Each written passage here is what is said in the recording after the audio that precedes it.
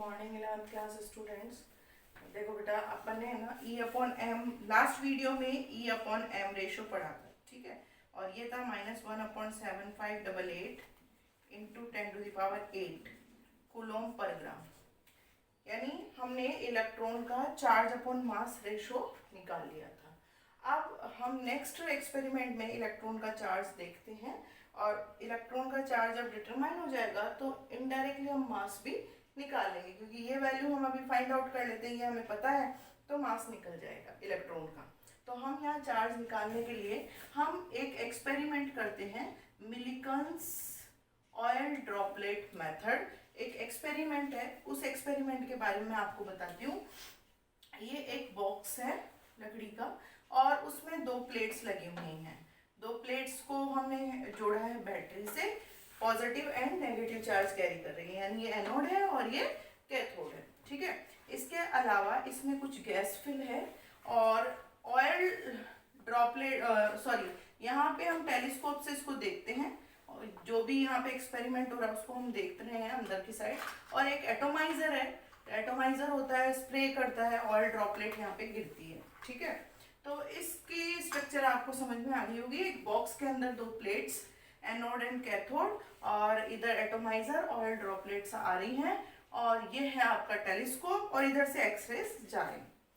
अब इस एक्सपेरिमेंट से कैसे इलेक्ट्रॉन का चार्ज निकाला, देखो बेटा, इसमें एनोड में हमने एक होल किया हुआ है, ठीक है। और एक्सरेज की खास बात यह है कि ये यहाँ जो भी गैस है उसको आयोनाइज कर देती है। आयोनाइज करने का मतलब उसमें से इलेक्ट्रॉन्स बाहर निकाल देती है। जैसे गैसियस एटम है, सेंटर पार्ट आपको पता है, न्यूक्लियस होता है, बाहर इलेक्ट्रॉन होते हैं। तो जैसे ही एक्सरे आएगी इन इलेक्ट्रॉन्स को बाहर निकाल देगी। तो यहाँ पूरे एनवायरनमेंट में इलेक्ट्रॉन्स हो जाते हैं, स्प्रेड हो जाते हैं, फैल जाते हैं, ठीक है। इलेक्ट्रॉन रिच हो जाता है ये एनवायरनमेंट। अब देखो, जैसे ऑयल का स्प्रे किया, एक ऑयल ड्रॉपलेट यहाँ से नीचे गिरी, दूसरी गिरी। हमने क्या किया, इसके इलेक्ट्रिक फील्ड को सेट किया। इलेक्ट्रिक फील्ड को बैटरी से हम सेट कर सकते हैं। और हमने जब सेट किया तो हमने देखा कि ऑयल ड्रॉपलेट यहाँ पे स्टेशनरी हो गई है। क्यों हो गई, सुनना। ऑयल ड्रॉपलेट पे दो फोर्स लगते हैं जब वो गिरती है। तो एक ऊपर की साइड लगता है electric field force, that is QE, Q charge, E electric force और इलेक्ट्रिक फील्ड। और नीचे की साइड लगता है आपका ग्रेविटेशनल फोर्स इस ड्रॉपलेट पे, दैट इज mg। अगर हम इस इलेक्ट्रिक फील्ड को बाहर से कंट्रोल कर लें और इतना इसको सेट करते हैं कि total electric force is equals to total gravitational force अगर हो जाए, तो एक टाइम आएगा ये ड्रॉपलेट जो है वो स्टेशनरी हो जाएगी, रुक जाएगी, हवा में तैरती रहेगी, स्टेशनरी हो जाएगी, ठीक है। यानी इस समय दोनों फोर्स इक्वल हैं, ठीक। तो हम ये कह सकते हैं total electrical force is equals to total gravitational force, okay. Q charge on droplet, तो Q इक्वल्स टू हुआ mg अपॉन E। अब बात आता है कि मास कैसे निकाला जाए इस ड्रॉपलेट का। तो मास के लिए आपको मैं बता दूं, वॉल्यूम का आपको फॉर्मूला पता है, मास अपॉन डेंसिटी। तो मास इक्वल्स टू हुआ वॉल्यूम मल्टीप्लाई बाय डेंसिटी। तो चार्ज के लिए हम लिख सकते हैं Q equals to volume multiply by density multiply by G upon E। अब बात आती है वॉल्यूम कैसे निकाला जाए इस ऑयल ड्रॉपलेट का। तो वॉल्यूम का फॉर्मूला होता है 4/3 pi r cube, 4/3 pi r cube. तो मैं यहाँ पुट कर देती हूँ Q equals to 4/3 pi r cube multiply by upon E। अब आता है कि देखो, इलेक्ट्रिक फील्ड हमने बाहर से कंट्रोल कर रखा है, हमें पता है कितना लगा रखा है। G आपको पता है, ग्रेविटेशनल एक्सीलरेशन होता है 9.8। आप डेंसिटी, ऑयल की डेंसिटी, जो ऑयल हमने लिया उसकी डेंसिटी हमें मालूम है। अगर हमको इस ऑयल ड्रॉपलेट का चार्ज निकालना है तो हमारे सामने प्रॉब्लम आती है रेडियस की, ये वाली रेडियस। ये कैसे निकाली जाए, तो देखो ये जो होल किया है इसकी रेडियस हम निकाल सकते हैं, और इसकी रेडियस से ही इस ऑयल ड्रॉपलेट की रेडियस निकल जाएगी, ठीक है, तो इस होल्स का हम रेडियस निकालेंगे तो इनडायरेक्टली ऑयल ड्रॉपलेट की रेडियस निकल जाती है। तो इस तरह से अगर हम देखें तो यहाँ रेडियस भी निकल गई, ये सब कुछ हो गया, तो इस ऑयल ड्रॉपलेट का चार्ज निकल के आया।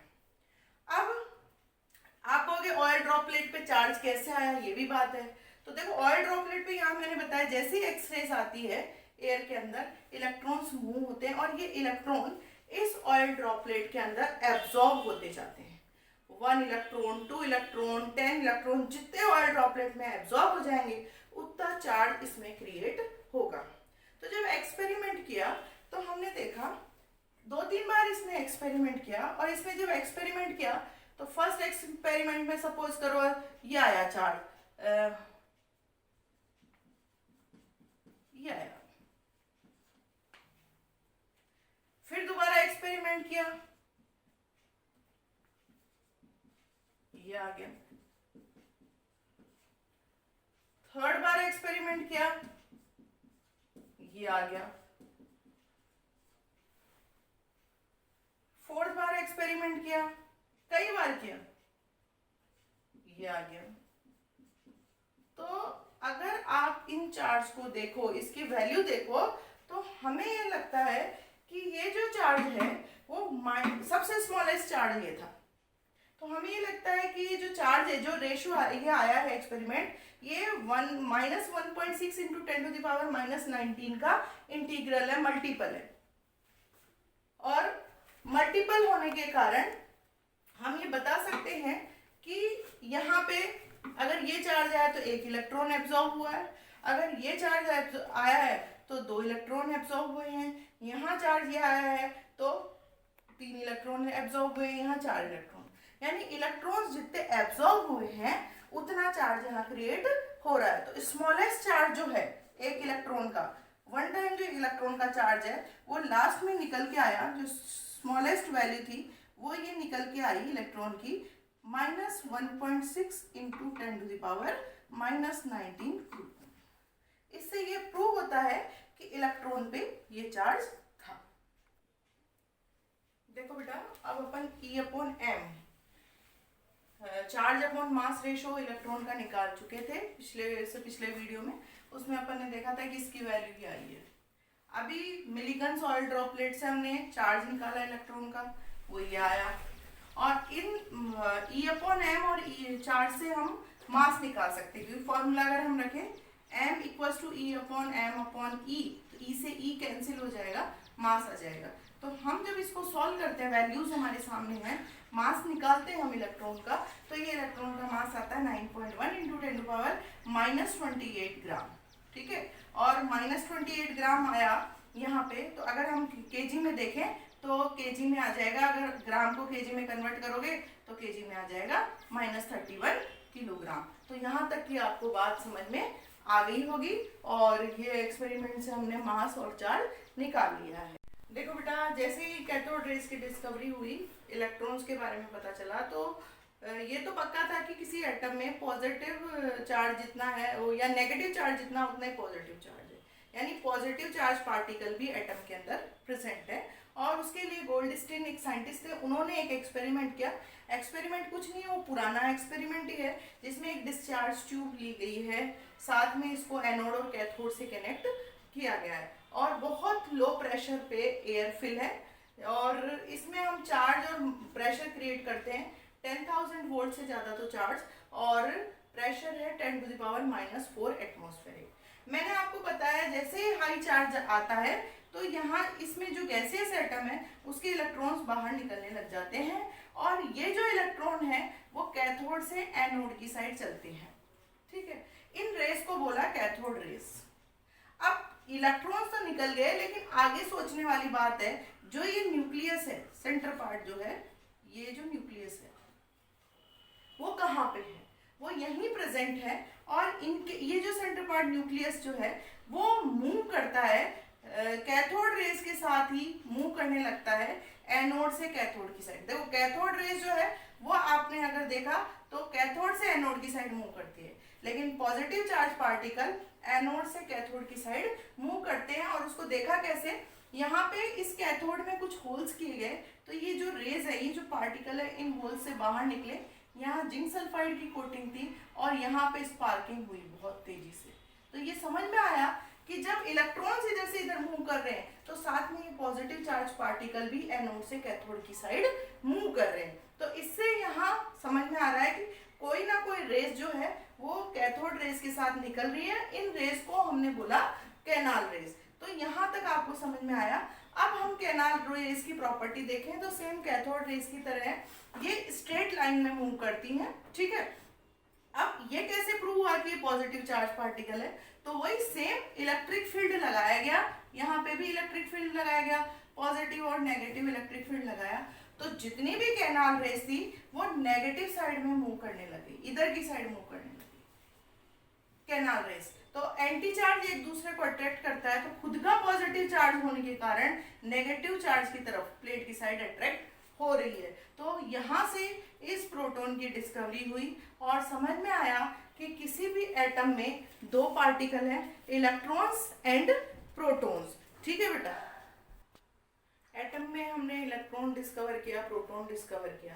अब थर्ड जो पार्टिकल है वो न्यूट्रॉन के बारे में कैसे दिमाग में आया? तो एक साइंटिस्ट जो रदरफोर्ड थे उन्होंने कहा कि यहाँ पे सेंट्रल पार्ट न्यूक्लियस जो है वो एटॉमिक नंबर से ज़्यादा है, ठीक है। तो एटॉमिक नंबर जो होता है वो प्रोटॉन होता है, नंबर ऑफ प्रोटॉन। लेकिन हम कहें, देखो अगर हम एक एटम को देखें तो सेंटर पार्ट पॉजिटिव और बाहर इलेक्ट्रॉन्स रोटेट करते हैं, तो टोटल नेगेटिव चार्ज इलेक्ट्रॉन्स का चार्ज इक्वल्स टू प्रोटॉन के चार्ज के इक्वल होना चाहिए। लेकिन और सेंटर पार्ट में हम कहते हैं मास रहता है सेंटर में, तो अगर हम मास निकालते हैं तो ये जो मास है वो प्रोटॉन का मास ही नहीं है, साथ में एक और थर्ड पार्टिकल है उसके मास के इक्वल आता है। तो यहाँ प्रोटॉन का जो नंबर है उससे जस्ट डबल, लगभग जस्ट डबल मास आ रहा है। तो यानी यहाँ कोई एक और पार्टिकल है जिसके कारण जब ऐड करते हैं तो मास ज्यादा हो जाता है सेंटर पार्ट का। इसके लिए फिर उन्होंने एक साइंटिस्ट थे जेम्स चैडविक, उन्होंने 1932 में एक एक्सपेरिमेंट किया और बेरिलियम एटम पे, बेरिलियम की जो शील्ड थी उस पे उन्होंने अल्फा पार्टिकल जो हीलियम का न्यूक्लियस है उसका बॉम्बार्डमेंट किया उस पार्टिकल के एटम के ऊपर। तो उन्होंने देखा कि एक थर्ड पेनिट्रेटिंग रेज निकल रही है और उसके जो पार्टिकल है वो न्यूट्रॉन है, मतलब उन पे ना तो कोई चार्ज है ना इलेक्ट्रिक फील्ड से कोई अट्रैक्ट होते हैं पॉजिटिव या नेगेटिव पार्ट की तरफ। तो बाद में इस एक्सपेरिमेंट के बाद में पता चला कि सेंटर पार्ट न्यूक्लियस में सिर्फ प्रोटॉन ही नहीं है, साथ में न्यूट्रॉन भी है और उनका जो चार्ज है वो 0 है और जो मास है वो है 1.675 इंटू 10⁻⁻24 ग्राम। तो इस तरह से हम यहाँ पे देखते हैं कि किसी भी एटम के अंदर 3 पार्टिकल्स होते हैं, इलेक्ट्रॉन, प्रोटॉन एंड